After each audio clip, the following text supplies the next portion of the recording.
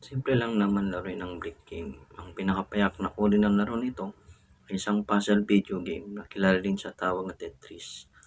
Ito ay nilikha ni Alexei Pajitnov ng Soviet Union noong taong 1984 at hango sa pinagsamang tennis at tetramino.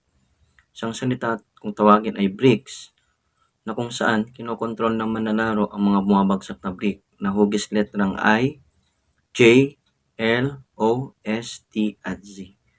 Sa pamamagitan ng pagpihit nito pakaliwa, pwede ring pakanan at pag-ikot nito ng ibang pwesto upang makabuo ng horizontal lines na walang gaps.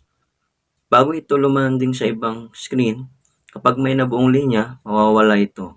At yung mga blocks na nasa ibabaw, nawawalang linya ay mahuhulog at makakabuo ulit ng panibagong tsura ng blocks.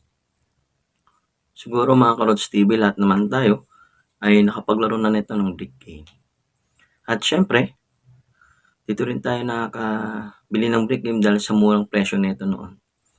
Then makikita din sa typical na brick game, merong nakasulat na 9,999 in 1. Ibig sabihin nun mga Karods TV, napakarami ng pagpipilian sa larong brick game. Na hanggang sa ngayon, alam ko meron pa rin mabibiling brick game. At dito nag-umpisa yung mga games or console games katulad ng Nintendo,